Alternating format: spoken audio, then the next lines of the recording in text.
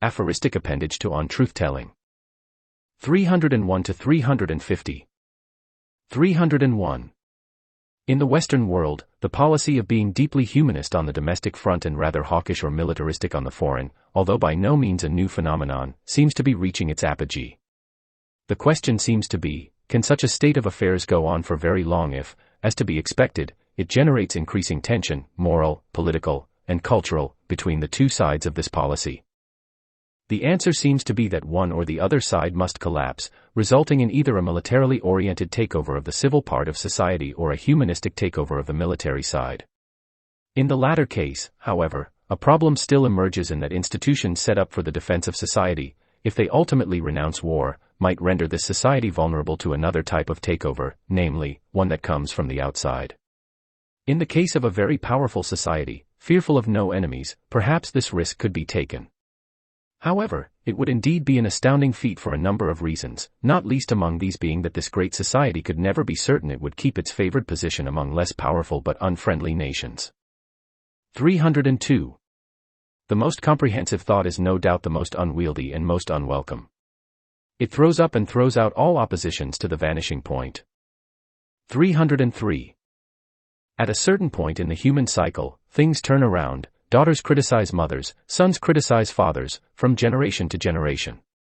Are the children who become grown-up sons and daughters generally fair in their criticism? Are the sons and daughters who become fathers and mothers any different from the fathers and mothers they themselves criticized? The answer to both these questions is yes and no. One thing is certain, that each and every one of them, from generation to generation, receives a certain amount of abuse due to one debilitating feature: they can never be perfect. 304. The Great Pyramids, a magnificent monument to anonymity on a massive scale, from the ground up, from the top down, from inside to outside, from below ground to above ground. It seems that the designers and builders wanted to efface themselves. Could it be that they were not interested in a collective masterpiece but only a divine project? Could it be that they wanted to leave no trace of themselves but only of the gods who had built them or transplanted them to earth as a few choice stars? Could it be that a belief in an extraterrestrial world has never been as intense, as all-pervasive, as democratic as it was then? Perhaps every partaker of this original experience was promised that their anonymity would be more than compensated by an everlasting recognition in the life to come. 305. It is perhaps in our relationship to animals that we first developed a moral conscience.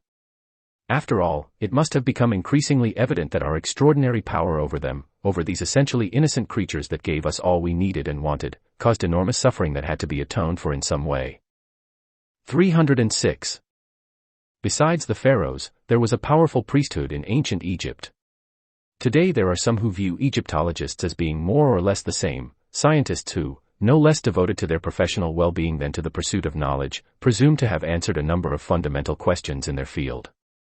On the other hand, the Egyptologists look down on their critics and those who offer alternative answers as being a ragtag group engaged in pseudoscience.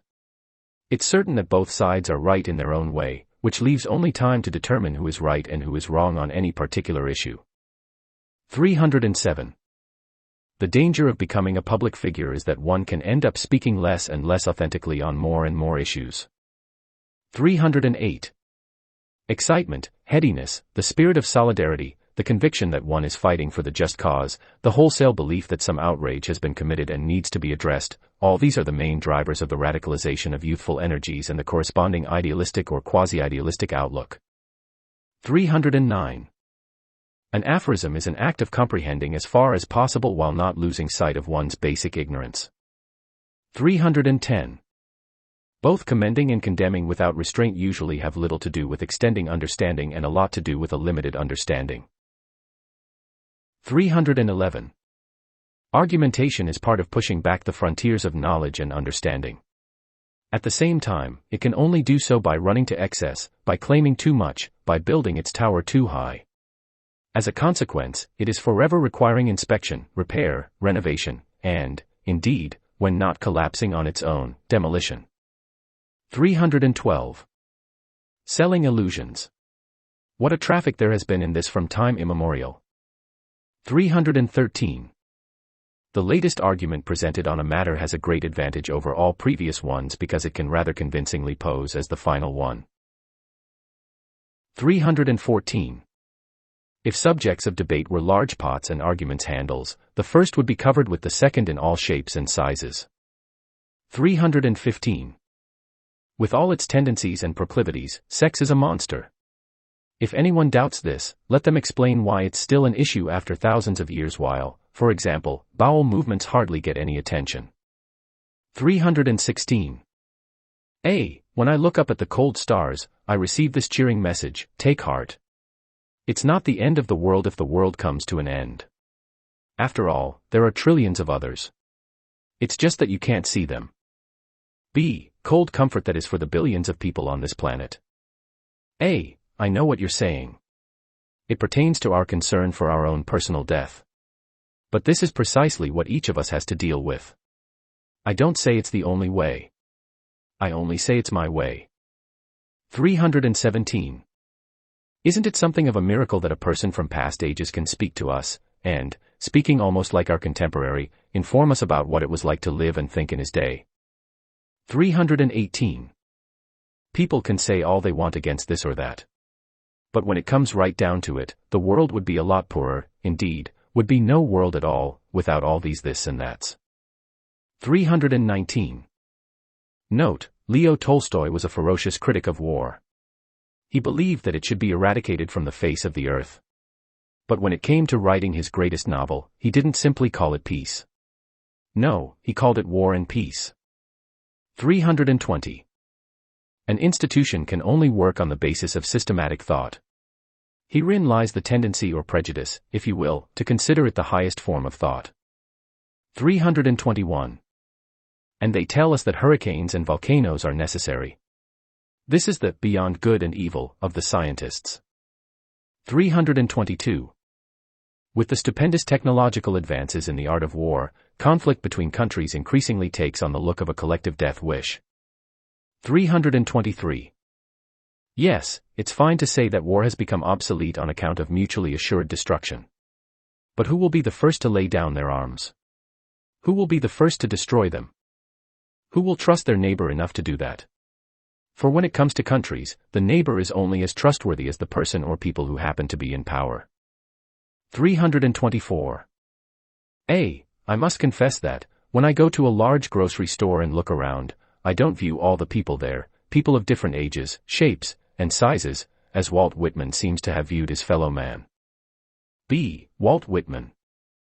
The great 19th century American poet who exalted people despite their differences and despite their imperfections. In fact, I would go so far as to say that he likened their imperfections to perfections. The only way I could do that would be in a drug-induced state. Yes, but the trouble with being on drugs is it can go both ways. 325. All countries distrust one another but, as it stands today, with good reason. All these same countries are trying not only to get their slice of the pie, but the biggest slice possible. 326. We look at politicians nowadays, powerful, ambitious people with all their imperfections on display. It can be a bit discouraging. But to give credit where credit is due, they do get a job done. 327. If all world leaders were of the stamp of Marcus Aurelius, perhaps one could say, but nothing is certain, the world is in good hands. The Philosopher King's Rule. 328. With systematic thought, we have an engine that runs institutions and society most efficiently but, under certain circumstances, can also run them into the ground. 329. What? Blame a people. A country. A religion. A whole historical period. You can't get away with that. You might as well blame the whole human race, including yourself. 330. If the historical development of intertribal and international relations were measured as technological development, our present age could be determined as taking the first steps towards the use of bronze or iron. 331. Where does academic, argumentative, or systematic thought often fall down or short? In the area of capturing some insight or idea that falls outside its precincts or prescribed areas of investigation. How does it redeem itself? By accepting what it initially rejects. A certain passage of time, a certain professional realignment or readjustment, and a certain realization about how wrong it was, all these are necessary before justice is done. 332. A. Look at the intestines and their operation.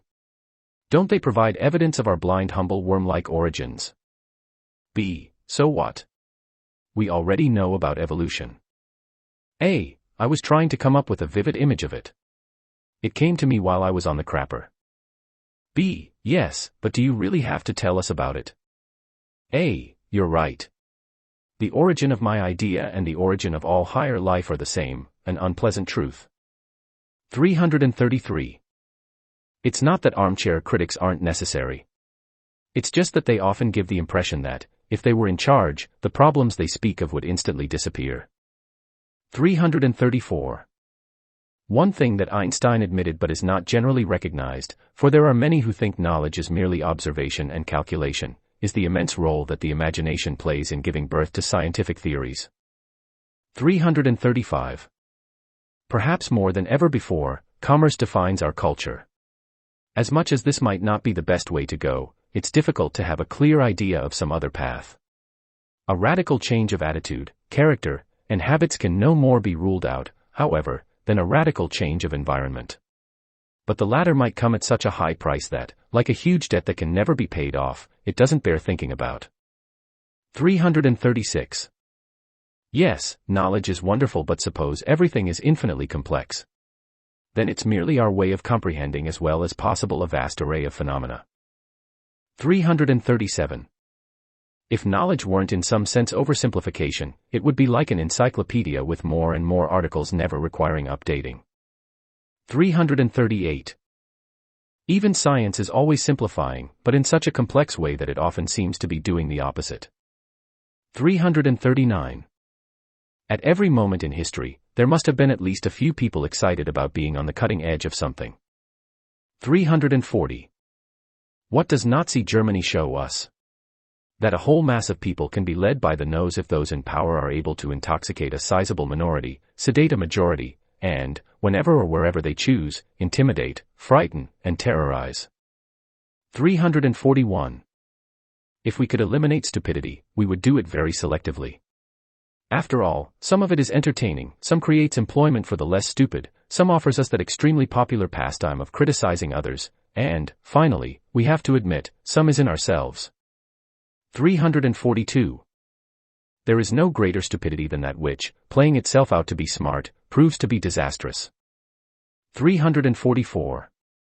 How much of human affairs and industry, when we view them for the first time, without the cold, critical, calculating, judgmental, and sometimes contemptuous eye of experience, is like nature in the raw, a delight to behold and nothing more.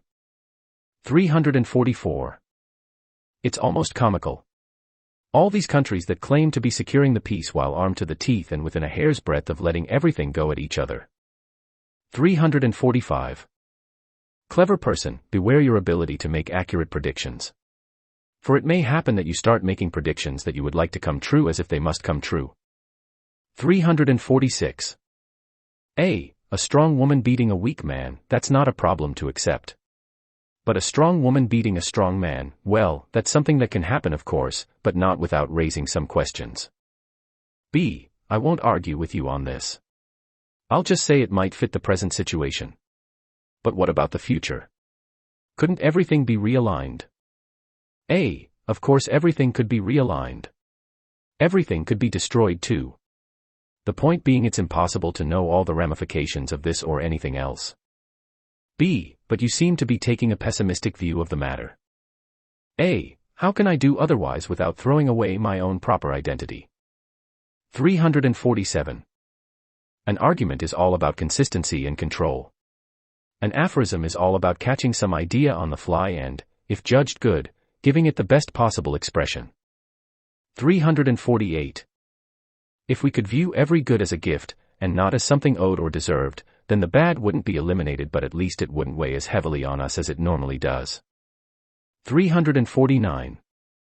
One thing that's hard to wrap one's head around no matter how much one tries is that nature is both beautiful and brutal. In almost every part. 350. Most often the brutality in nature is very subtle and discreet. It doesn't seize our senses as does the apparent harmony.